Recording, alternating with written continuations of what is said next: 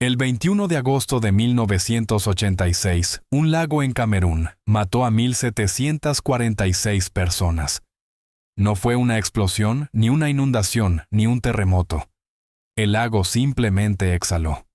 En un radio de casi 16 millas, el aire dejó de ser aire. Aquella noche algo invisible descendió por los valles y convirtió el acto más básico de la vida, respirar, en una sentencia de muerte. La pregunta es, ¿cómo pudo ocurrir algo así? En 1986, en el noroeste de Camerún, miles de agricultores vivían en pequeñas aldeas de casas de barro, situadas en el fondo de profundos valles fluviales. Sobre ellos se encontraba el lago Nyos, escondido dentro del cráter de un antiguo volcán, a 3,579 pies sobre el nivel del mar. Las paredes del cráter se alzaban abruptamente alrededor del lago como una enorme muralla natural. Solo existía una salida a un estrecho vertedero de roca, en el borde norte del cráter de apenas 19 pies de ancho. Más allá de ese punto, el terreno descendía unos 430 pies, hacia estrechos corredores de valle. Las mesetas elevadas a ambos lados impedían cualquier escape lateral. Si alguna masa pesada cruzaba aquel borde, los valles funcionarían como un gigantesco embudo de piedra, comprimiendo y acelerando todo lo que descendiera por ellos, directamente hacia las aldeas donde la gente dormía. Para los habitantes locales, sin embargo, aquel lugar simplemente era tierra fértil. Hay una parte incómoda en esta historia. En 1984, algo muy parecido ya había ocurrido en el cercano lago Monún, donde murieron 37 personas. El vulcanólogo Haraldur Sigurdsson estudió aquel fenómeno y comprendió el mecanismo que podía provocarlo. A comienzos de 1986, según varios relatos, envió un artículo de advertencia a la revista científica Science meses antes del desastre de Nyos. El manuscrito fue rechazado por los revisores, quienes consideraron la idea demasiado improbable. No se instaló ningún sistema de alerta temprana. La región siguió completamente a oscuras. Y aquella noche, como tantas otras, las aldeas simplemente se fueron a dormir.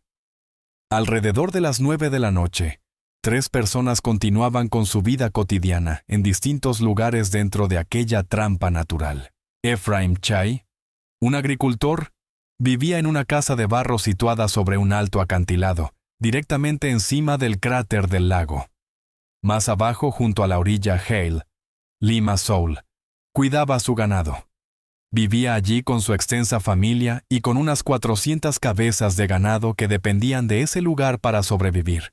A 12 millas valle abajo, en la aldea de Subum, el conductor de camiones Joseph Enquine ayudaba a su hija de 9 años a terminar sus tareas escolares bajo la luz tenue de una lámpara. Ninguno de ellos sabía que bajo la superficie oscura del lago, un proceso irreversible ya había comenzado. A unos 682 pies bajo la superficie del lago, la presión hidrostática alcanzaba cerca de 300 libras por pulgada cuadrada, una presión comparable a la que se encuentra en sistemas hidráulicos industriales. En el lago Nyos, esa presión estaba contenida únicamente por el peso de la enorme masa de agua sobre ella. Durante décadas, el agua profunda del lago había estado absorbiendo dióxido de carbono procedente del magma subterráneo. En esencia, el lago era como una gigantesca botella de agua carbonatada, sometida a presión durante años, sin haber sido abierta jamás. Alrededor de las 9:30 de la noche, algo hizo que parte de esa agua profunda ascendiera. Nadie sabe exactamente qué lo desencadenó. Tal vez una tormenta fría enfrió una parte de la superficie del lago. Tal vez un pequeño deslizamiento ocurrió en el fondo. No se registró ningún terremoto que pudiera explicarlo. Incluso hoy los científicos describen el detonante como un mecanismo desconocido. Pero una vez que el proceso comenzó, la física tomó el control. Cuando la presión disminuyó, el dióxido de carbono salió violentamente de la solución. La columna de agua se volvió más ligera y comenzó a ascender rápidamente hacia la superficie. El proceso se volvió imposible de detener. Una enorme fuente de agua se elevó casi 300 pies sobre el lago, más alta que la Estatua de la Libertad. Las olas golpearon las orillas, pero el agua no era el verdadero peligro.